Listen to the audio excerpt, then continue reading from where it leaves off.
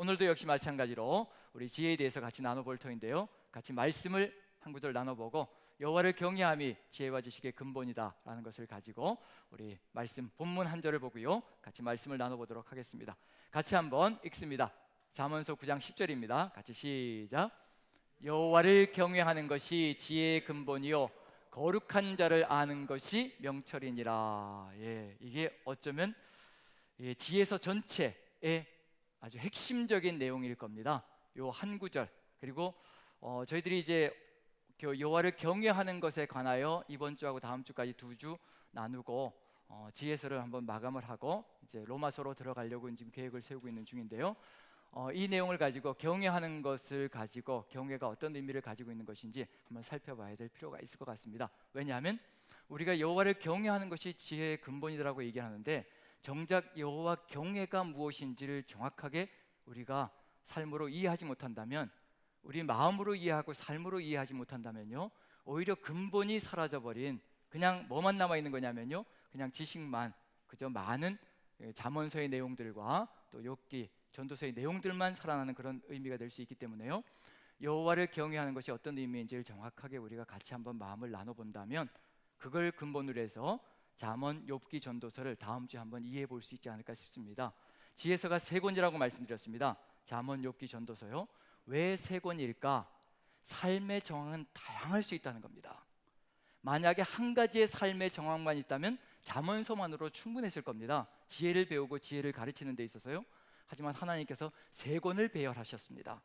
근데 3권 속에 이 내용들이, 여호와 경외에 대한 내용들이 반드시 들어가 있습니다. 지혜는 그것이기 때문에요. 삶의 정황은 다양합니다. 그 다양한 삶의 정황의 근본, 대책은, 기준은 똑같다는 것을 알려주고 계시거든요. 그러면서 이제 봐야 될 게 뭐냐면요, 내가 지금 잠언서의 시대를 내 삶 속에 살아가고 있는 중인가, 욥기의 시대를 살아가고 있는 중인가, 전도서의 시대를 살아가고 있는 중인가, 이게 삶의 정황은 다 다를 수가 있습니다. 그 3가지, 최소한 그 3가지의 삶의 정황은 우리가 이해하고 지혜가 뭔지를 깨달아야 모든 사람들 앞에서, 그리고 다양한 삶의 정황을 겪어가고 있는 사람들 앞에서 지혜가 무엇인지를 우리가 얘기할 수 있고 여호와 경외가 무엇인지를 얘기할 수 있지 않을까 싶습니다. 왜냐하면 우리는 잠언의 시대를 살아가는 사람도 있고요, 욥기의 시대를 살아가는 사람도 있습니다. 그리고 전도서의 시대를 살아가는 사람도 있거든요. 그런데 기준이 달라지면 안 되는 거죠. 기준은 늘 동일한데 그 기준이 동일할 수밖에 없는 이유, 여호와 경외가 동일할 수밖에 없는 이유, 그게 우리의 삶 속에 정확하게 이제 자리 잡고 있어야 어떤 상황에서든지 우리가 조언을 해줄 수 있고 또 기도해 줄 수 있고 또 하나님 앞에서 또 좋은 길들을 인도해 갈 수 있는 그런 길이 열려지지 않을까 싶습니다. 그래서 오늘은 이제 이 내용 가지고요, 여호와를 경외하는 것이 지혜의 근본이요 거룩하신 자를 아는 것이 명철이다 라고 되어 있습니다. 자, 여기서 지혜와 명철이 같이 평행 관계를 가지고 있습니다. 같은 의미를 가지고 있는 거죠. 지혜와 명철은 같은 것이다라는 것을 의미하고 있습니다. 자, 그렇다면 또 똑같은 것이 있습니다. 여호와를 경외하는 것과 같은 것이 하나 들어가 있습니다. 그게 뭔지 알면 여호와를 경외하는 것이 무엇인지를 풀어갈 수가 있습니다. 자, 여호와를 경외하는 것과 같은 의미를 가지고 있는 것, 뭐라고 되어 있나요? 그렇죠, 거룩하신 자를 아는 것입니다. 거룩하신 자를 아는 것, 그건 무슨 의미가 될 것이냐면 누구를 아는 것이라는 얘기예요. 여호와가 누구인지 알아야, 정확하게 알아야 뭐가 일어날 수 있다는 얘기냐면요, 경외가 일어나든지 멸시가 일어나든지 조롱이 일어나든지 판단이 될 거거든요. 여호와가 누구이신지를 정확하게 우리가 알아야 그분을 향해서 정말 무릎을 꿇을 것인지, 내 생명까지도 내어놓을 수 있는지 아닌지 판별을 할 수가 있는 거죠. 모르는 분을 위해서 제가 모든 것을 내어놓을 수 없잖아요. 모르는 분을 위해서, 그분을 위해서 우리가 모든 우리의 인생길을 포기할 수는 없는 거잖아요. 그리고 내가 선택하는 길들을 그분을 위해서 내가 포기할 수도 없는 것이고요. 그래서 여호와가 누구이신지를 정확하게 아는 것이 무슨 길이냐면요, 여호와를 경외할 수 있는 길로 나아갈 수 있는 길이 될 수 있다는 것, 그걸 분명하게 보여주고 있는 중입니다. 그럼 지금 우리에게도 과정 중에 있다는 것을 알 수가 있을 겁니다. 왜냐하면 여호와를 아는 것의 강도는 각 사람마다 다 다를 것이거든요. 나이마다 다를 것이고, 그 다음에 또 본인이 경험한 그 경험마다 또 다를 것이고요. 경험이 많고, 하나님을 향한 경험이 많고, 또 거기에 덧붙여서 연륜이 높아서 하나님에 대한 체험들이 많이 들어가 있다면, 하나님을 아는 지식이 또 많이 들어가 있다면 더 많이 무엇이 나갈 수 있다는 얘기냐면요, 여호와 경외가 이루어질 수 있다는 의미로 또 나갈 수 있다는 얘기거든요. 그런 점에서 여호와 경외는 여호와를 아는 것의 강도에 따라서 달라질 수 있다는 것, 그것이 분명히 들어가 있습니다. 그럼 이제 이 여호와를 아는 것이 우리의 삶 속에서 무엇과 비교되어야 될 것이냐면요, 이 여호와 경외가 세상은 어떤 기준을 가지고 있는 것인가? 우리는 분명한 기준을 가지고 있습니다. 유일한 기준입니다. 유일무이한 기준입니다. 어디 가서도 변함이 없습니다. 그게 뭐냐면요, 여호와 경외가 판단과 삶의 기준입니다. 모든 것의 기준입니다. 세상 속에 들어가서도 역시 마찬가지입니다. 여호와 경외가 세상을 바라보는 기준이 되어야 될 것이고요, 세상 속에서 세상을 판단하는 기준이 되어야 될 겁니다. 만약에 이게 변화되기 시작한다면요, 우린 세상 속에서도 길을 잃어버릴 수가 있습니다. 어리석은 길을 걸어갈 수 있고 미련한 길을 걸어갈 수가 있는 거죠. 그래서 우리 그리스도인들에게 최고의 삶의 기준, 그리고 유일한 삶의 기준, 여호와를 경외하는 것, 그것은 여호와를 아는 것에서 온다는 것이 분명히 들어가 있습니다. 그럼 이제 무엇과 비교를 해봐야 되느냐면요, 세상과 비교를 해봐야 되겠죠. 어떤 기준이 더 좋은지를 분명히 분석을 해봐야 어느 쪽으로 따라가야 될 것인지 그게 결과가 나올 거잖아요. 만약에 세상이 가지고 있는 판단 기준이 더 좋다, 그럼 어떻게 해야 될까요? 여호와를 경외하는 것보다 세상의 기준이 더 좋아 보이면 어떻게 해야 될까요? 감히 얘기하기가 좀 무섭기도 하지요. 아니, 아무리 생각해봐도 여호와를 경외하는 것보다 세상의 기준이 더 좋아 보이면 이제 뭘 내려놔야 되는 거예요? 여호와를 경외하는 것을 내려놓고 세상의 기준을 따라가야 되는 거잖아요. 그래서 세상의 기준이 어떠한지를 한번 알아봐야 될 것 같습니다. 세상은 지혜에 대해서 어떻게 얘기하고 있는지, 우리는 지혜가 뭐라고 얘기하냐면요, 여호와를 경외하는 것이 지혜다라고 분명히 선포하고 있습니다. 이것과 더불어서 세상은 지혜의 기준이 무엇인지, 지혜가 무엇인지 한번 분석을 해봐야 되겠죠. 그래서 세상이 지혜에 대해서 무엇이라고 하는지 한번 살펴봅니다. 한번 보여주시면요, 사전에서 찾은 겁니다. 네이버 사전, 또 다음 사전 뒤져보시면 이와 똑같은 내용이 나올 겁니다. 자, 같이 한번 읽어보죠. 세상은 지혜를 이거라고 얘기합니다. 같이 읽습니다. 시작. 사물의 이치나 상황을 제대로 깨닫고 그것에 현명하게 대처할 방도를 생각해내는 정신의 능력. 자, 우리가 방금 얘기했던 기준과 이 세상의 기준과 어느 쪽이 더 나아 보이시나요? 이 여호와를 경외하는 것이 지혜의 근본이라고 할 때 이게 너무 정말 깔끔하잖아요. 쉽잖아요. 여호와를 경외하는 것이 지혜의 근본이니까 여호와를 경외하면 되는 거니까. 근데 여기는 어떤가요? 깔끔하게 와닿나요? 안 와닿나요? 조금 이제 아리까리하고 복잡해 보이고요. 근데 참 이게 희한한 건 뭐냐면요, 하나님의 말씀은 너무도 선명하고 분명하고 깔끔한데 이게 살기가 너무 힘들고요, 세상 이야기는 아리까리하고 혼돈스러운데 살기는 또 너무 쉽고요. 그러다 보니까 이제 세상 속에서 혼돈을 느낄 때가 참 많습니다. 여기서 세상의 기준을 보면, 지혜의 기준을 보면요, 두 가지가 분명하게 들어가 있는데, 사물의 이치나 상황을 제대로 깨닫고 상황 파악을 제대로 해야 된다. 그게 첫 번째입니다. 세상의 지혜는요, 상황 파악을 정확하게 해야 된다. 그 다음에 두 번째는 뭐냐면요, 상황 파악이 일어나면 뭘 해야 되는 거예요? 그것에 대해서 현명하게 대처해야 된다. 이게 두 번째입니다. 이게 세상의 지혜의 기준입니다. 상황 파악을 분명하게 해야 되고 그 다음에 현명하게 대처해야 된다. 그런데 뭐가 없느냐? 알맹이가 없는 거예요. 우리는 알맹이가 있습니다. 누구의 뜻을 따라서요? 하나님이 들어가 계시거든요. 하나님의 뜻을 따라서, 하나님의 마음을 따라서, 하나님의 계획을 따라서 하나님께 모든 초점이 맞춰 있습니다. 우리에겐 알맹이가 너무나 분명합니다. 하나님이십니다. 근데 여긴 뭐가 없나요? 상황을 파악하라고 하고요, 그 다음에 현명하게 대처하라고 하는데 도대체 어떻게 상황을 파악하라는 건지, 어떻게 현명하게 대처하라고 하는 건지 기준이 없습니다. 그게 세상의 지혜라는 겁니다. 기준이 없으니까 이제 어떻게 되는 거예요? 생각해내는 정신의 능력이라고 되어 있습니다. 그러면 뭐가 나타나기 시작할까요? 내가 정신이 있다고 하는 사람들마다 뭘 이제 들이밀기 시작할까요? 정신이 있다고 하는 사람들마다 뭘 얘기할까요? 누가 기준이라고 얘기할까요? 내가 기준이다, 내가 기준이다. 이제 이런 일들이 세상 속에서 벌어지는 겁니다. 우리는 너무도 명확합니다.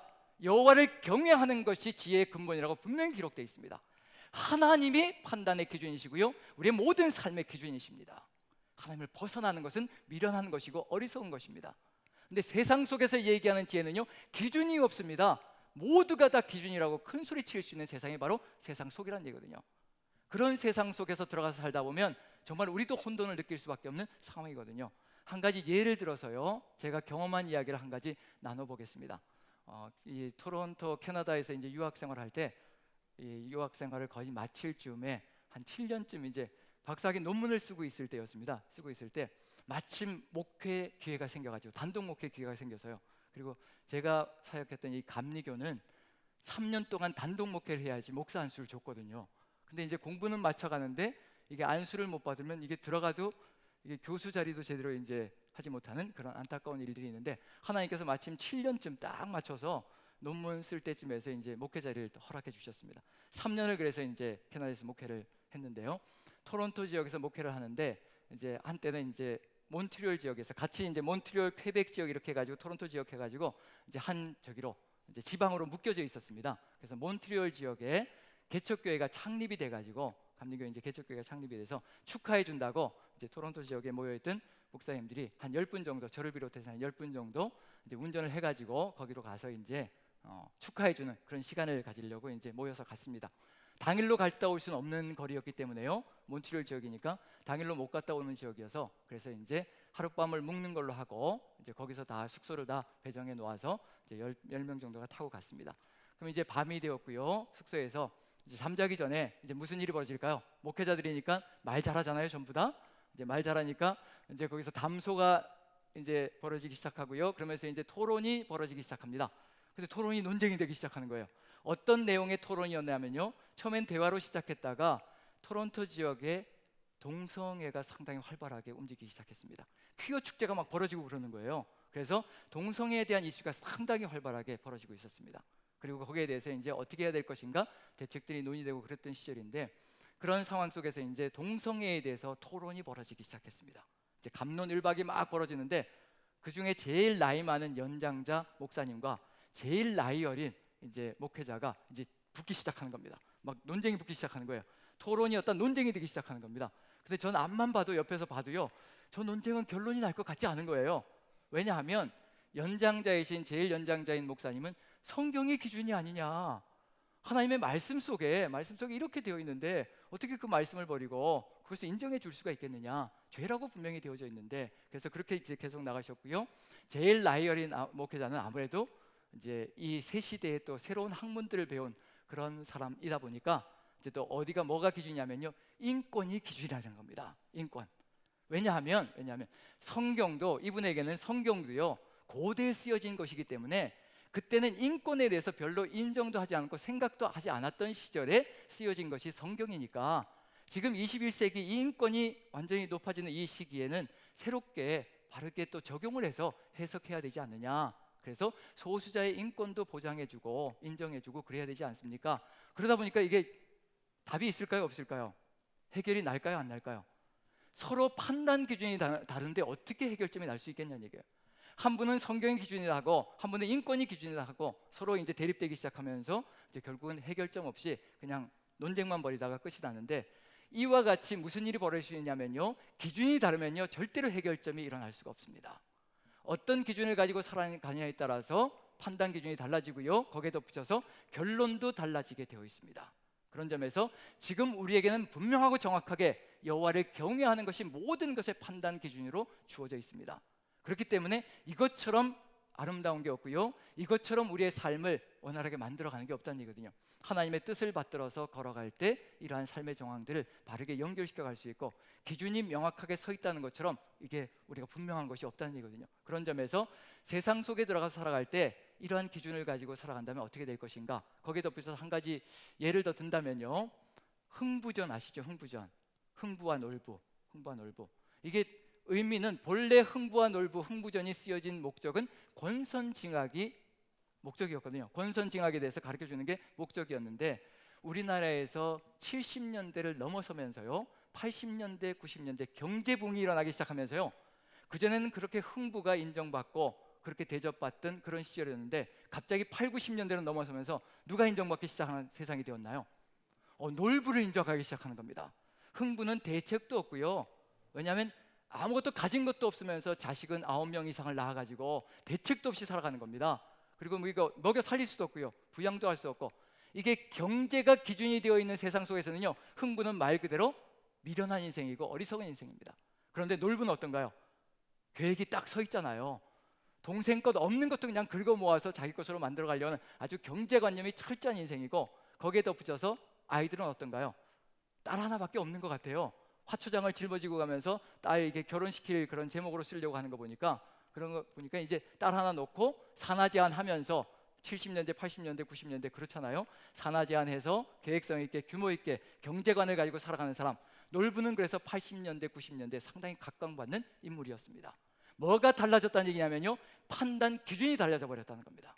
그 전까지는 선하냐 악하냐 이것이 판단 기준이 되었었는데, 어느 순간 경제가, 그리고 어느 순간 물질이 판단 기준이 되어버리기 시작한 겁니다. 그러면서 모든 것이 뒤바뀌기 시작하는 거죠.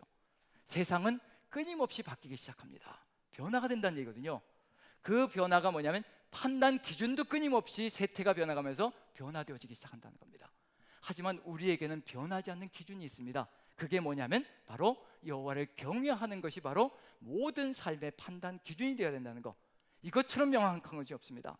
세상 속에 들어가서도 여호와를 경외하는 삶을 잃어버리는 그 순간에요, 어디로 흘러갈 수 있냐면요, 경제라는 것으로 그것을 판단 기준으로 삼고, 아이들을 키우면서 공부라는 것으로 판단 기준을 삼아버리고요, 성적이라는 것으로 판단 기준을 삼아버리고, 직장에서는 그리고 실적이라는 것을 놓고 판단 기준을 삼아갈 수 있다는 얘기거든요.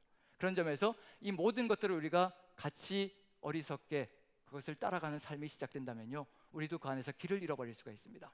그 중에 한 권 제가 좀 예를 들어 보여드리면요, 이게 정의란 무엇인가 혹시 들어보신 적 있으시죠? 정의란 무엇인가, 이게 마이클 샌델이 20년 동안 하버드대에서 명강의로 인정받은 그런 강의고요. 거기에 덧붙여서 또 이 책이 한국에서 번역되어져서 120만 부 이상이 지금도 팔리고 있는 중입니다.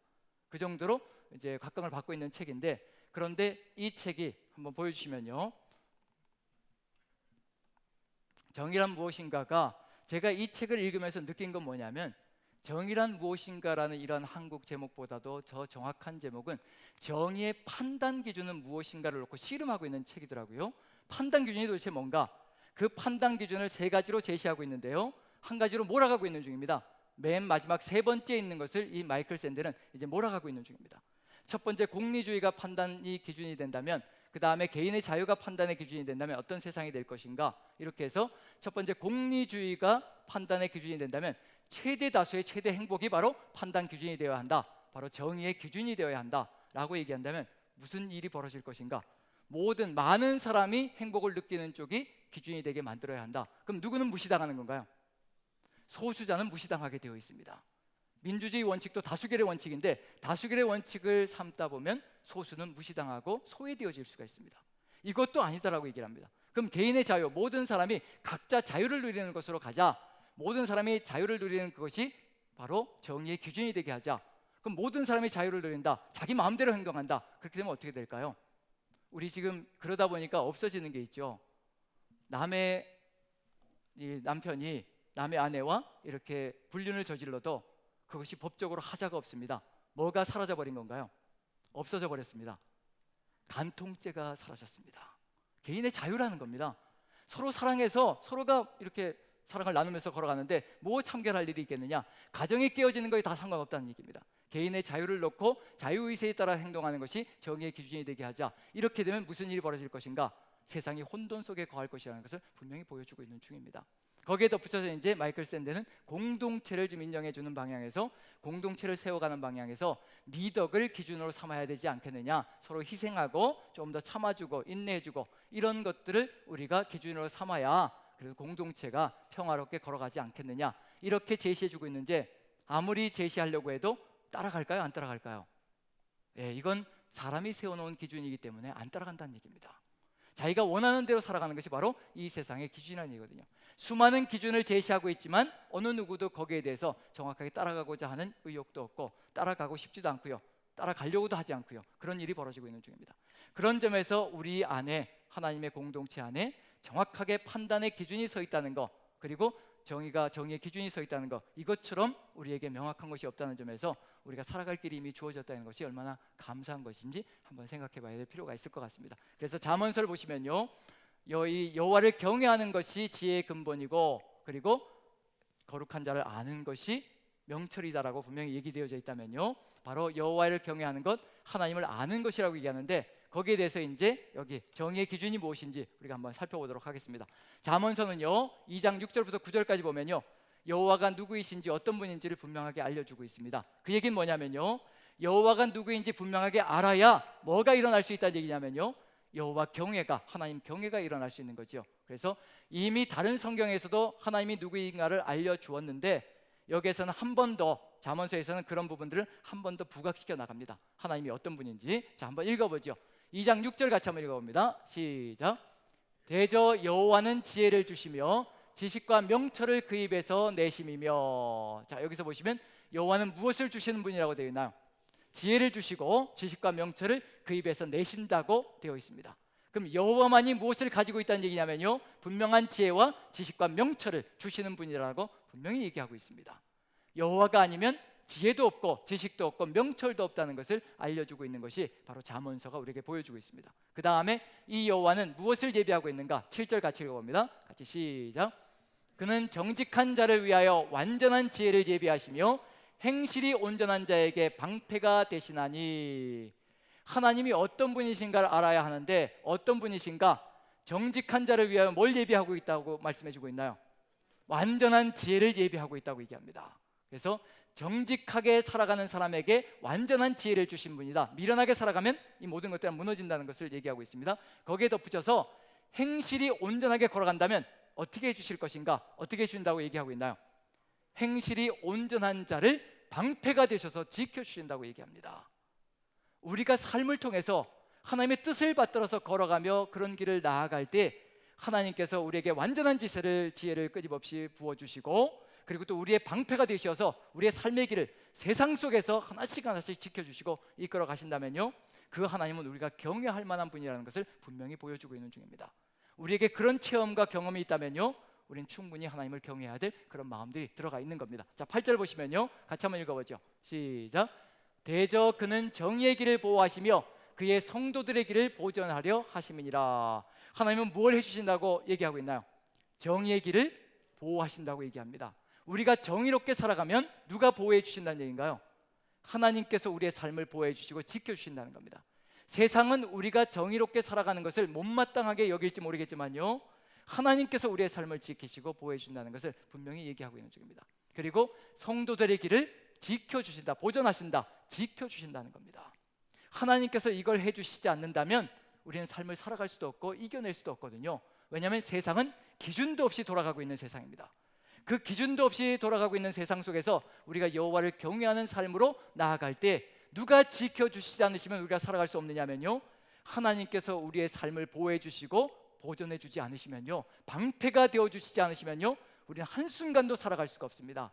바로 이분이 우리 하나님이시라고 우리 하나님이 이렇게 해주신다라고 얘기해 주십니다. 그래서 누가 정의고 공의라고 분명히 알려주시냐면요 9절 같이 읽습니다. 시작. 그런즉 내가 공의와 정의와 정직 곧 모든 선한 길을 깨달을 것이라. 이 책이 이렇게 두꺼운 책이 정의란 무엇인가라는 제목을 가지고 우리를 설득하려고 애를 쓰고 있는데 단지 애만 쓰고 있을 뿐이지 정의와 공의에 대해서 정확하게 우리에게 알려주지를 못합니다. 하지만 우리 하나님만이 무엇을 주실 수 있다고 분명히 얘기하고 있냐면요 하나님만이 공의이시고 정의이시고 정직이시고 모든 선한 길을 깨닫게 해주실 수 있는 유일한 분이라는 것을 분명하게 우리가 선포하고 있는 중입니다. 우리에게는 그 길이 있다는 것을 알려주고 있는 중이 되는 거죠. 자, 그렇다면 이제 한 가지 분명한 게 들어가야 될 것이 있습니다. 누구를 만나야 되는 건가요? 어떤 분을 만나야 되는 건가요? 지금 이런 하나님을 우리가 만나야만 우리가 삶 속에 주인으로 모시고 살아가야만 우리 안에 뭐가 있다는 얘기냐면요 여호와 경외가 들어갈 수 있다는 겁니다. 그러면 이게 하루아침에 될까요? 안 될까요? 하루아침에 이 하나님을 이렇게 완전하신 하나님을 하루아침에 온전하게 다 체험하고 경험할 수 있을까요? 없을까요? 누구의 이야기만 살펴봐도 알 수 있냐면요 하나님을 경외한다라는 그런 칭호를 받은 사람이 한 사람이 있습니다. 한 사람, 창세기 속에서 한 사람이 있습니다. 누구인가요? 하나님께로부터 직접 이제야 내가 하나님을 경외하는 줄 알겠다라는 칭호를 받은 사람이 있습니다. 누구인가요? 아브라함입니다. 아브라함. 구약 성경 속에서요 유일하게 두 사람입니다. 두 사람만이 하나님께로부터 여호와를 경외하는 자다, 하나님을 경외하는 자다라는 칭호를 들었습니다. 스스로 경외하라는 명령을 받은 사람들, 나는 여호와를 경외한다라고 얘기하는 사람들은 많았지만 하나님께서 직접 나를 경외하는 자라고 칭찬한 사람은 두 사람입니다. 바로 아브라함과 욥이라는 인물입니다. 그런 점에서 이제 욥기는 굉장히 생각해 볼 내용들이 많은 거죠. 여호와를 경외한다고 얘기하면 어떤 삶이 이루어져야 될까요? 욥의 삶 속에서 여호와를 경외하는 사람으로 평생을 살아간 사람입니다. 하나님도 인정하십니다. 그럼 당연히 축복일까요? 저주일까요? 축복이 삶이 돼야 되는 거죠. 근데 저주가 왔습니다. 이제 이런 상황 속에서 이제 어떻게 하나님을 경외할 수 있을 것인가, 이제 그걸 묻고 있는 것이 이제 욥기의 주제가 될 겁니다. 자, 그런 점에서 아브라함이 하나님을 경외하는 자라는 칭호를 받았는데요, 몇 년 걸렸을까요? 이렇게 하나님을 경외하는 자라는 칭호를 받는데 몇 년 걸렸을까요? 75세의 신앙의 여정을 출발했습니다. 그리고 100세에 이삭을 낳았습니다. 그리고 이삭이 자라서 청소년이 되었을 때 하나님께서 모리아산으로 가서 번제로 바치라고 하십니다. 15살쯤 되었을 것이라고 추정되어집니다.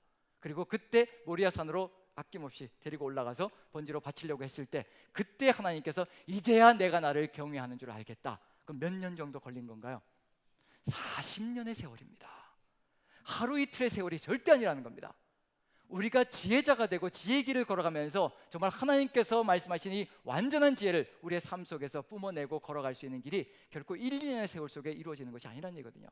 40년의 세월의 과정을 통해서 누구를 알아가는 건가요? 거룩하신 자가 누구인지를 알아야만 그 다음에 정말 진정하게 내 모든 것을 내어놓을 수 있는 경외의 삶이 이루어질 수 있다는 겁니다. 하지만 그 40년의 여정 속에서는요, 기근이 닥치자 어디로 내려가는 건가요? 애굽으로 득달같이 내려가서 결국은 세상 사람의 기준을 가지고, 세상 사람이 판단하는 그 기준을 가지고요, 세상이 무서우니까 아내를 누이라고 속이는 일이 벌어집니다. 하나님을 경외하는 기준이 아니라요, 세상의 기준을 따라가는 겁니다. 세상의 판단 기준을 가지고 세상의 권력이 무섭기 때문에 그 권력에 아부하는, 타협하는 그런 기준을 가지고 살아가는 겁니다. 그런 실패와 실수도 있습니다. 한마디로 잠언서로 얘기하면요, 미련한 길을 걸어가는 겁니다. 바로의 길, 즉 애굽의 길을 걸어가고 있는 중이 되는 거죠. 그런 상황들을 겪으면서 하나님께서 지켜주시는 그 길을 또 체험하고, 하나님이 나를 지켜주시는 그 방패라는 것을 인식하고 또 깨닫고 또 돌아서고요, 그리고 하나님께로 돌이키고, 그 과정들을 거쳐가며 한 단계 한 단계 나아가면서 자기의 계획을 하나씩 내려놓기 시작합니다. 계획들이 많았잖아요. 상속자를 몇 번을 바꿨던가요? 아브라함이요. 그런 것 하나하나가 잠언서에 비춰보면요, 지혜의 길인가요? 미련한 길일까요? 그게 다 미련한 길이거든요. 자기의 계획을 세우려고 하는 겁니다. 사람이 마음으로 자기의 계획을 세울지라도 그 걸음을 인도하시는 분은 여호와시라.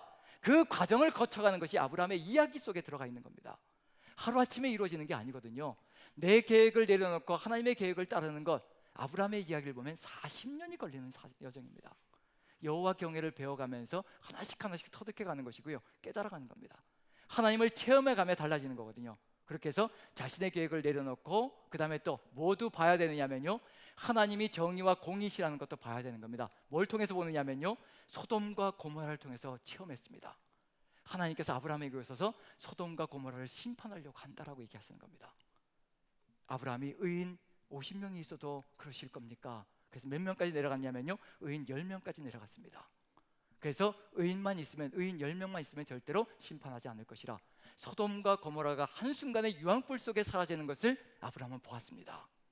하나님의 정의와 공의가 어떻게 결론이 나는지도 봤다는 얘기거든요. 그걸 보면서 죄의 끝이 무엇인지도 분명하게 체험하고 깨달았습니다. 이 모든 과정이 다 포함되어져 있는 겁니다. 그 속에는요, 하나님께서 생사를 다 주관하신다는 거, 그리고 이제 육신이 모든 것이 끝장났을 때, 100세가 되었을 때, 아무것도 할 수 없을 때, 인생이 끝장났다고 할 때, 그때 하나님께서 약속을 이루시기 위해서 아브라함에게 오셔서 아들을 줄 것이라.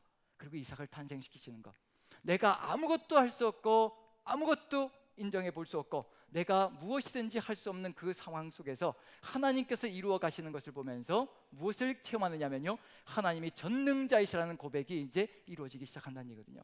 그걸 통해서 이제 누구에게 모든 것을 맡기는 삶이 이루어지느냐면요, 하나님께 모든 것을 다 맡기는 삶, 생명까지도 맡기는 겁니다. 이삭의 생명을 내어드린다는 얘기는 자기의 생명까지도 내어드리는 그런 일이 벌어지고 있다는 것을 보여주고 있는 중이거든요. 그때 하나님께서 이제야 내가 나를 경외하는 줄 알겠다. 하루 이틀의 삶이 아니라 하나님을 배워가고 전능하신 자를 알아가면서 여호와 경외가 깊어지고요, 그걸 통해서 이제 무엇이 이루어지는가? 경외자의 삶이 이루어진다는 거. 그래서 아브라함은 무엇이라고 얘기할 수 있을까요? 여호와께로, 하나님께로부터 네가 이제야 나를 하나님을 경외하는 줄 알겠다라고 인정을 받았다면 아브라함은 무엇이 되었다는 얘기인가요? 지혜자가 되었다는 얘기입니다. 지혜의 샘플이 되었다는 그런 의미가 들어가 있습니다. 순종의 사람이 되고 지혜의 사람이 되었다는 것, 그런 점에서 그 과정을 거쳐가고 있다는 것. 이제 우리가 봐야 될 게 뭐냐면요, 하나님께서 한 가지만 더 보고 이제 마치려고 합니다. 이제 한 사람의 이야기를 좀 보면서 하나님께서 정말 이와 같이 공의와 정의, 그리고 정의의 길을 보호해 주시고 성도들의 길을 보존하시고, 그리고 정말 행실이 온전한 자에게 방패가 되어 주시는가, 이게 삶으로 체험되어져야 뭐가 이루어질 수 있느냐면요, 그제서야 여호와 경외가 온전하게 이루어지며 지혜자의 길을 걸어가고, 지혜가 온전하다는 것을, 하나님의 지혜가 온전하다는 것을 깨달아갈 수 있을 터이기 때문에 그렇습니다. 한 사람의 지혜자를 같이 나눠보려고 합니다. 자, 구약 성경 속에서 지혜자면 누가 생각나시나요? 지혜자면, 구약 성경 속에서 지혜자하면 누가 생각나시나요? 가장 먼저 솔로몬이 생각나시죠. 근데 안타깝게도 말년이 어떻게 됐나요? 아브라함은 40년째가 되어서 무슨 일이 벌어졌냐면요, 하나님을 경외하는 자라는 칭호를 받았는데 솔로몬은 40년 통치의 끝에서 무슨 일이 벌어졌나요? 지혜자에서 뭘로 끝나버리고 마는 거예요? 미련한 인생으로 끝나버리고 말았습니다. 하나님을 버림으로 말미암아, 하나님께로부터 벗어남으로 말미암아 미련한 인생이 되었습니다. 자, 솔로몬은 그렇게 끝났기 때문에 솔로몬 이야기는 제쳐두고요, 그 다음에 지혜자 생각나는 사람이 누구인가요? 욥도 들어가 있고요. 지혜서에 들어가 있으니까 욥도 들어가 있고요. 자, 크게요. 다니엘, 혹시 다니엘 지혜자란 생각 안 해보셨나요? 다니엘서가 12장으로 이루어져 있는데 지혜와 지혜자라는 단어가 28번 등장합니다. 그럼 다니엘서는 지혜 이야기라는 얘기거든요. 지혜가 무엇인지, 포로기 속에서 어떤 사람이 지혜로운 삶을 살아가고 있는지 그걸 보여주는 거거든요. 그래서 다니엘을 지혜자라고 얘기하고 다니엘과 세 친구들을 다 지혜자라고 얘기합니다. 그래서 지혜와 지혜자가 28번 등장한다는 얘기는 한 장에 두세 번씩은 꼭 등장한다는 얘기예요. 지혜와 지혜자라는 이야기가. 그래서 다니엘의 이야기를 통해서 이 이야기, 잠언 2장 6절부터 9절까지가 정말 실제인지 아닌지 한번 살펴봐야 될 필요가 있을 것 같습니다. 자, 다니엘의 이야기를 살펴보면요, 다니엘이 생각하시기에 미련한 인생인가요? 아니면 정말 지혜로운 인생인가요? 인간적인 처세술로 놓고 봤을 때 어떤가요? 인간적인 처세술로 놓고 봤을 때는 어디에 들어가는 거예요? 기꺼이 사사굴 속에 기꺼이 들어가잖아요. 이게 미련한 건가요? 지혜로운 건가요? 세상 사람들이 지혜를 갖자고 하는 건 살려고 하는 건가요? 죽으려고 하는 건가요? 그렇죠. 세상 사람들이 지혜를 갖고 처세술을 발휘하는 것은 죽으려고 하는 것이 아니라 살려고 하는 거죠. 그런데 죽을 구더기를 알아서 찾아 들어가는 것은 지혜자인가요? 미련한 인생인가요? 미련한 인생이 되는 거죠. 그런데 이게 지혜자입니다. 왜 그럴까? 왜 지혜자일까? 자, 다니엘의 이야기를 통해서 살펴보면 이제 사자굴 속에 들어가는 이야기가 전개되는 것이 이제 메대의, 즉 다리오 왕이 통치할 때 메대 제국의 총리가 되었습니다. 총리 3명 중에 1명으로 이제 뽑힌 거지요. 3명의 총리가 뽑혔는데 다리오 왕이 3명의 총리를 놓고 두고 볼 때 보니까 다니엘이 가장 민첩하게, 영적으로 아주 독특하고 영적으로 아주 민첩하고, 그리고 또 아주 일일 책임 있게, 그리고 또 소신 있게, 거기에 덧붙여서 또 신실하게 잘하는 것을 보고 이제 총리 중에서 뭘로 세웠던가요? 3명의 총리 중에서 수석 총리로 세웠습니다. 총리 중에 총리로 올라간 거죠.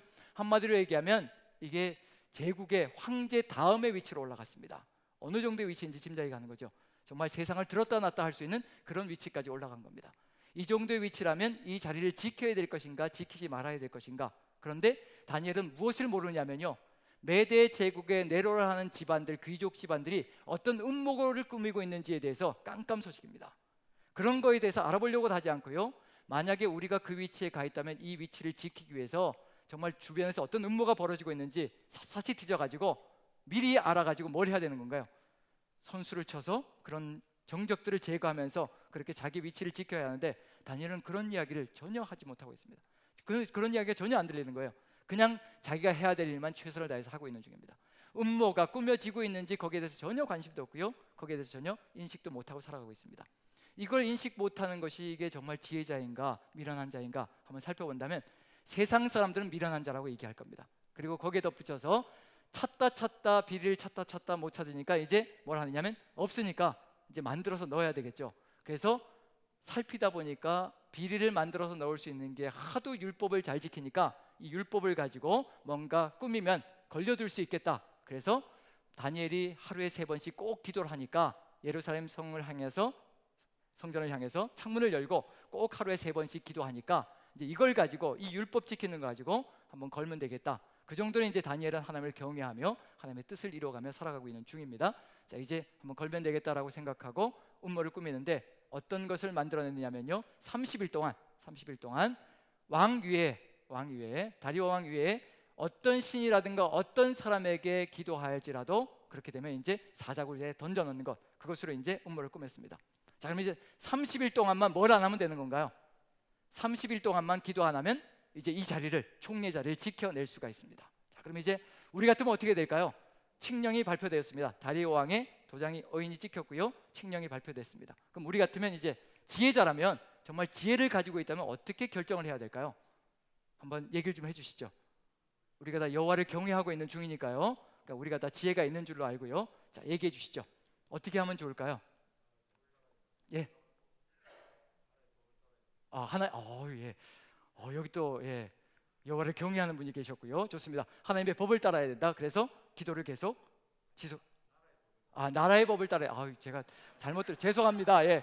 이렇게 배신을 했는데 제가 또 배신자를 또 이렇게 또 칭찬을 해드렸군요. 예. 나라의 법을 따라야 된다. 이제 하나님의 법, 하나님의 경외는 잠시 내려놓고 나라의 법을 따라야 된다. 며칠이니까요?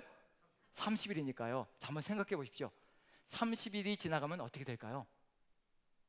다니엘이 나라의 법을 따르고 30일을 지났습니다. 그럼 그 다음에 어떻게 될까요? 그대로 놔둘까요? 또 다른 음모를 꾸밀까요? 예, 그럼요. 절대로 멈추지 않을 겁니다. 세상은요, 자기들이 원하는 것을 얻을 때까지는 절대 멈추지 않을 겁니다. 그게 세상이거든요. 하나님도 그걸 아실 겁니다. 자, 다니엘은 그래서 여호와를 경외하는 것이 올바르다는 것이 그래서 드러나는 겁니다. 자, 30일 동안 가연은 다양한 일들이 벌어질 수 있습니다. 이렇게 나라의 법을 따라갈 수도 있고요. 기도는 하되 어떻게 하면 될까요? 문을 닫고, 이제 우리도 방법이 있어요. 다 살아가는 살 길이 있습니다. 예, 뭘 닫고요? 그동안 문을 열고 했다면 까짓 거 기도는 하겠습니다. 하나님, 문은 닫고요, 창문은 닫고. 이건 타협인가요? 아니면 지혜인가요? 지혜다. 이러시면 예, 알겠습니다. 예, 저만 죽을 것 같습니다. 예. 자, 이게 지혜다라고 얘기하면 이제 기준이 변형되기 시작하는 겁니다. 어쨌든 문을 닫고 그 다음에 또 뭐들 할 수 있을까요? 문은 열고 하되 어떻게 하면 될까요? 그렇죠. 속으로 이제 속으로. 그렇죠. 속으로. 하나님, 걸어다니면서 중얼중얼 하겠습니다. 이렇게 하겠으니까 들어주세요. 다 들으시잖아요. 그리고 또 뭘 하면 될까요? 취침 자세로 누워서 이불을 뒤집어 쓰고 또 기도할 수도 있고, 수많은 방법이 나올 수가 있어요. 수많은 타협점들이 나올 수가 있습니다. 우리는 이걸 뭐라고 얘기할 수 있냐면요, 이걸 지혜다라고 얘기할 수가 있습니다. 근데 다니엘은 어떻게 하나요? 보란듯이 어떻게 하나요? 보란듯이 창문을 열어 제치고요, 닫으면 되는데 보란듯이 전에 하던 대로 창문을 열어 제치고 하루에 3번씩 꼬박꼬박 똑같이 기도합니다. 보든지 말든지 상관하지 않습니다. 이것이 무엇일까요? 저는 이것이 여호와 경외라고 생각합니다. 여호와 경외라고 확신합니다. 하나님께서 다 보시고 하나님께서 아신다는 겁니다. 어떠한 음모가 꾸며지고 있는지, 나를 죽이려고 누가 뒤에서 협잡하고 있는지, 누가 독화살을 날리려고 지금 준비하고 있는지 나는 모르지만, 음모를 꾸민 존재를 나는 아무도 볼 수 없지만, 하지만 전능하신 하나님께서는 모든 음모를 다 보시고 아시고 판단하시고 이루어 가실 것이라, 정의의 길을 보호하시며 성도들의 길을 보전하실 것이라, 방패가 되어서 이 모든 것을 막아가실 것이라. 누구에게 자신의 생을 맡기는 거냐면요, 전능자 하나님이 누구이신지를 알고 있기 때문에 여호와를 경외하는 것이 지혜의 근본이고 거룩하신 자를 아는 것이 명철이라고 분명히 기록되어 있거든요. 다니엘은 거룩하신 자가 누구인지 알고 있는 겁니다. 전능자시라는 것을 분명히 알고 있는 겁니다. 나의 모든 일거수일투족을 다 아시고 내 뒤에서 꾸미는 모든 음모들을 다 보시고 아시는 분이 살아계신 하나님이라는 것을 믿고 확신하기 때문에 열어 제치는 겁니다. 하나님께서 하실 일이라고 우리가 해야 될 일은 뭐밖에 없다라고 고백하는 것이냐면요, 우리가 해야 될 일은 끊임없이 하나님을 경외하는 삶만 살아가면 되는 것이라고. 그 모든 뒷배경들은 하나님께서 다 관리하시고 하나님께서 다 처리하시고 하나님께서 방패가 되셔서 막아주시는 것이라고. 우리가 해야 될 것은 뭐밖에 없다는 얘기냐면요, 바로 다니엘처럼 여호와를 경외하는 삶만 살아가면 되는 겁니다.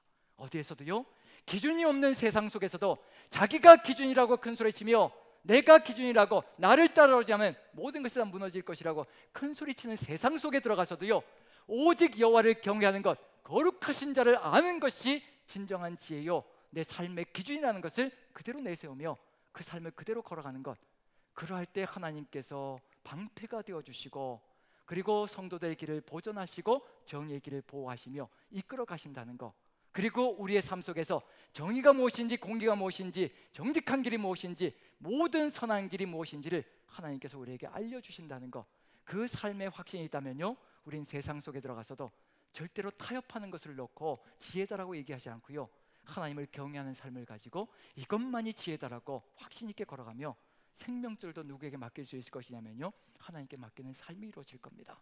바로 다니엘은 누구를 믿었느냐면요, 전능하신 하나님을 믿고 있습니다. 전능하신 하나님이 누구인지를 알고 있다는 얘기거든요. 그리고 그 전능하신 하나님이라면 내 목숨을 내어 던져도 괜찮다는 겁니다. 아브라함이 이삭을 기꺼이 바쳤던 것처럼 내 목숨을 사자굴 속에 집어 던져도 내 하나님을 위한 것이라면 나는 괜찮다는 겁니다. 그게 다니엘의 믿음 속에 들어가 있었다는 거, 세 친구의 믿음 속에 들어가 있었다는 거. 그럼 누구를 알고 있다는 얘기인가요? 한마디로 얘기하면요, 전능하신 하나님을 알고 있는 겁니다. 그래서 경외가 생기는 겁니다. 그래서 모든 것을 다 맡길 수가 있는 겁니다. 사자굴 속에. 그랬더니 어떤 일이 벌어졌나요? 사자굴 속에 던져졌을 때 어떤 일이 벌어졌던가요? 누가 사자의 입을 막아주시는 건가요? 하나님께서 사자의 입을 막아주시는 겁니다. 방패가 되어주시는 겁니다. 그리고 그렇게 음모를 꾸몄던 사람들을 어떻게 해주시는 건가요? 음모를 꾸몄던 사람들을 도리어 그 사자굴 속에 집어던지시는, 시편의 기도 속에 다 들어가 있거든요. 시편의 기도 속에 정말 절규하는 수많은 기도가 있습니다.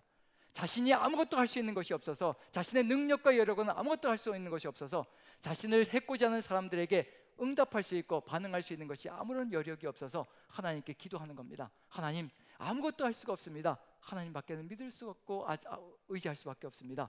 하나님께서 이 모든 시련들을 건져주시고, 시련들 속에서, 그리고 제가 겪고 있는 이 함정, 제가 빠질 수밖에 없는 이 함정 속에, 저들이 파놓은 저 함정 속에 저를 건져주시고 저들이 그 함정 속에 들어가게 만들어 주십시오.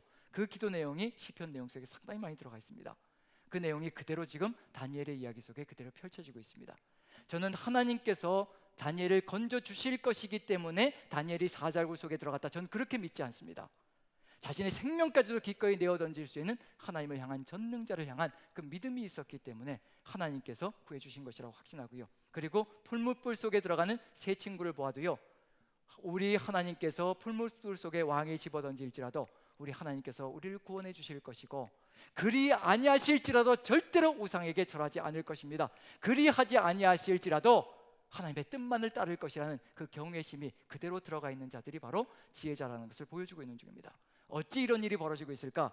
다니엘서는 맨 마지막 장에 가서요, 12장에 가서 이들의 믿음과 신앙의 근본이 무엇인지를 분명하게 보여주고 있습니다. 한번 12장을 한번 읽어보죠. 바로 우리도 이와 같은 믿음을 가지고 있다면요, 기꺼이 우리의 모든 것을 내어놓을 수 있는 길을 열어갈 겁니다. 자, 12장 2절 같이 한번 읽어봅니다. 2절 같이 시작. 땅의 티끌 가운데에서 자는 자 중에서 많은 사람이 깨어나 영생을 받는 자도 있겠고, 수치를 당하여서 영원히 부끄러움을 당할 자도 있을 것이며, 무엇을 확신하고 있느냐면요, 영생의 길이 있다는 것을 분명히 확신하고 있는 중입니다. 육신의 죽음이 끝이 아니라 하나님께서 육신의 죽음으로 끝날지라도 하나님께서 영생의 길로 일으켜 세울 것이라는 확신이 그 안에 들어가 있습니다. 사자굴 속에 들어가도 괜찮다는 겁니다. 분무불 속에 집어던져줘도 괜찮다는 겁니다. 우리 하나님께서 영생으로 우리를 일으켜 세우실 터인데, 우리를 부끄러운 영생이 아니라, 수치스러운 영생이 아니라 정말 새 생명의 영생으로 이끌어 가실 것인데 무엇이 두렵겠냐는 얘기입니다. 3절을 같이 한번 읽어봅니다. 같이 시작. 지혜 있는 자는 궁창의 빛과 같이 빛날 것이요, 많은 사람을 옳은 대로 돌아오게 한 자는 별과 같이 영원토록 빛나리라. 하나님을 향한 이 신뢰와 확신이 들어가 있기 때문에요, 우리가 죽을지언정 하나님께서 우리를 영생으로 일으켜 세우셔서 하늘의 별과 같이 영원토록 빛나게 해주실 터인데, 그게 무슨 상관인가? 이까지 육신의 60년 70년 이것이 무슨 상관일 것인가? 하나님께서 우리를 영생의 길로 이렇게 영광스럽게 빛나게, 영원히 빛나게 만들어 주실 터인데 이것이 무슨 상관이 있을 것인가? 하나님께 무엇까지도 맡긴 삶이냐면요, 죽음까지도 맡긴 삶입니다. 하나님의 손에 영생이 있기 때문에 그 확신을 가지고 걸어가는 겁니다. 지금 우리에게도 이 하나님을 향한, 전능하신 하나님을 향한, 삶과 죽음, 생사화복을 모두 다 주관하시는 전능자 하나님을 향한 신뢰가 온전하게 들어가 있다면요, 우리도 누구를 경외하는 삶으로 갈 수 있냐면 여호와를 경외하는 삶으로 나아가며 정말 참 지혜자의 길을 걸어갈 수 있을 것이라 확신되어집니다. 바로 이와 같은 길을, 이와 같은 하나님을 향한 신뢰, 이건 우리가 스스로 만들어내는 신뢰가 절대 아닙니다. 누가 보여주신 신뢰인가요? 하나님께서 보여주셨고 우리 구주 예수 그리스도께서 보여주신 신뢰입니다. 절대 변함이 없으시고 절대 배신하지 않으셨고, 우리가 배신하면 배신했지 하나님께서 한 번도 배신하신 적이 없으시고 절대로 어김없으신 적이 없으시고, 그리고 절대로 아버지 약속을 지키지 않으신 적이 없으시고, 이 모든 삶의 정황들 속에서 우리의 삶을 이끌어 가신 그 하나님을 우리가 확신하기 때문에 그 길을 걸어갈 수 있는 지혜자의 길을 걸어갈 수 있다는 겁니다. 바로 이와 같은 하나님을 확신한다면요, 이제 잠언서 속에서 이러한 내용들을 다시 한 번 더 돌아볼 수 있지 않을까 싶습니다. 아브라함의 이야기와 그리고 지혜자인 또 다니엘의 이야기를 살펴본다면 이런 내용이 어떤 의미를 가지고 있는 것인지 한번 살펴보죠. 도표를 보여주시면요, 이제 세 가지를 한번 봅니다. 이제 매일 성경 묵상이 이제 16장으로 이제 저 서서히 다가가고 있는 중입니다. 같이 한번 읽어보죠. 16장 3절 같이 읽습니다. 시작.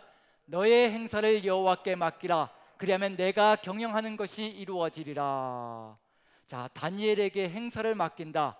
이 최고의 총리 자리에 올라가 있는 것, 이 엄청난 일이잖아요. 이것을 하나님께 맡긴다. 하나님께 맡기면 어디로 들어가야 될까요? 사자굴 속으로 들어가야 되는 겁니다. 그럴지언정 맡길 수 있을 것인가? 시행착오는 없었을 것인가? 우리의 삶 속에서는 어떤 시행착오가 있을 것인가? 행사를 여호와께, 우리의 일, 우리의 비즈니스잖아요. 영어로 번역하면 비즈니스가 되는 거거든요.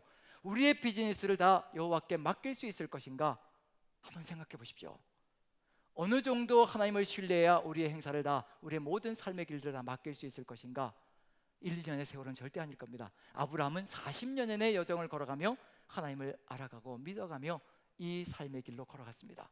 우리도 그런 시간적인 여유가 필요할 수 있습니다.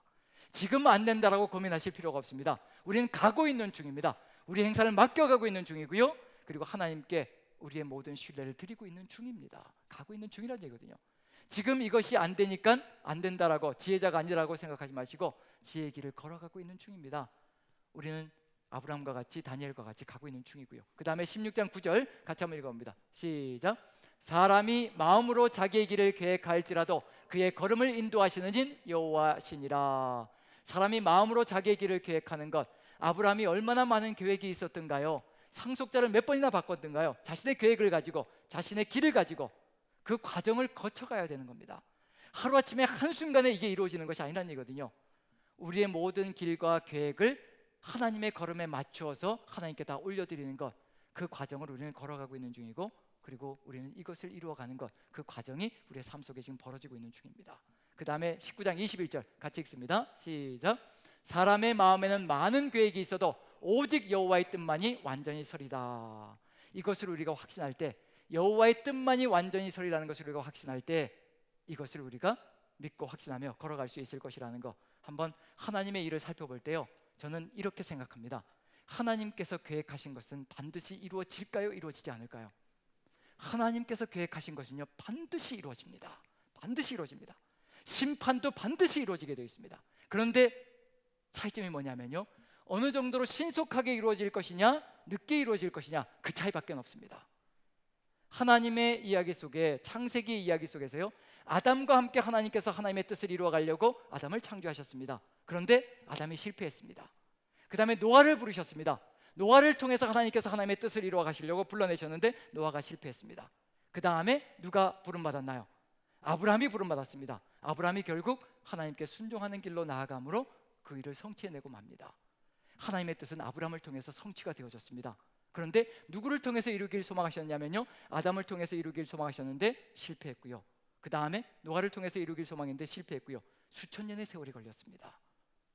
우리가 하나님의 뜻에 어떻게 일치되어지냐에 따라서 하나님의 뜻이 빨리 신속하게 이루어지느냐 또 늦게 이루어지느냐, 그 차이밖에 없습니다. 하지만 하나님께서 계획하신 것은 반드시 이루어지게 되어 있습니다. 만약에 아브라함이 실패했다면요, 또 누구를 불러내셨을까요? 또 누구를 불러내셨을까요? 우리 정용수 집사님을 불러내셨을 겁니다. 그렇잖아요. 우리를 불러내신 게 그런 거잖아요. 우리를 불러내셨을 겁니다. 그것처럼 하나님께서는 하나님의 뜻을 분명히 이루어 가십니다. 근데 우리가 이렇게 일치되어진 것, 사람의 마음에는 많은 계획이 있어도 오직 여호와의 뜻만이 완전히 서리라, 이것을 우리가 확신하고 여호와의 뜻에 일치되어서 걸어가는 그 삶의 길을 우리가 빨리 순종하고 빨리 내려놓고 빨리 하나님의 뜻에 일치되어지는 길을 걸어간다면요, 하나님 나라는 점점 더 우리 안에 빨리 신속하게 이루어지는 역사가 펼쳐질 것이라고 확신되어집니다. 회개하라 천국이 가까웠다라고 분명히 예수님께서 선포하셨습니다. 우리가 주님께로 우리의 모든 계획을 내려놓고 주님의 뜻으로 돌이키는 것, 그것이 회개거든요. 다른 것이 회개가 아니라, 그러할 때 하나님 나라 천국이 가까이 왔다라고 얘기를 합니다. 우리가 우리의 모든 계획과 우리의 길과 우리의 뜻을, 우리의 행사를 내려놓고 하나님의 뜻과 하나님의 계획과 하나님의 걸음에, 하나님의 경영에 우리가 맞추어 나갈 때, 그 맞추어 나가는 속도에 따라서 하나님의 뜻이 이루어지는 속도가 빨라질 것이고요, 우리가 하나님 나라를 이루어가는 그 속도도 빨라질 것이라고 확신되어집니다. 우리를 통해서 하나님의 뜻이 온전히 이루어지길 간절히 축원드리고요, 오늘 우리가 기억해야 될 것, 여호와를 경외하는 것이 지혜의 근본이요 거룩하신 자를 아는 것이 명철이라는 것. 우리가 여호와를 정말 알고 있다면, 여호와를 알고 있다면, 하나님이 누구이신지 알고 있다면요, 우리 안에 경외는 이미 이루어지기 시작한 겁니다. 그 경외심을 하나님께 온전히 올려드리며 하나님과 함께 아름다운 뜻이 이루어지는 그런 세상을 열어가시기를 간절히 축원드립니다. 기도하겠습니다. 사랑의 하나님, 우리 주님께서 우리에게 알려주신 정말 유일한 기준, 세상 속에 들어가서도, 가정에서도, 어디에서도, 교회에서도 오직 유일하게 이루어가야 될 판단 기준, 바로 여호와를 경외하는 것, 바로 그것이 우리의 삶의 기준인 줄을 믿고 확신합니다. 기준이 없는 세상 속에 들어가서 그 아버지 세상의 기준을 따라가는 것이 아니라 오직 우리 하나님의 기준을 세우고 여호와를 경외하는 것만이 이 세상을 가장 아름답게 만들어가는 유일한 길이라는 것을 우리가 세상 속에 들어가서도 담대하게 삶으로 선포할 수 있게 하나님 우리의 방패가 되어 주시옵소서. 우리의 보호자가 되어 주시고 우리를 지키시는 존재가 되어 주시옵소서. 주의 성령께서 보혜사라 하셨사오니 보혜사 성령님께서 보호하여 주시고 보존하여 주시사 우리가 세상 속에서도 두려움 없이 주의 뜻을 펼쳐갈 수 있게 은혜를 더하여 주옵소서. 우리의 모든 계획과 행사를 주께 온전히 맡겨드릴 수 있도록 오직 주님만 바라볼 수 있게 우리의 눈을 활짝 열게 도와주시옵소서.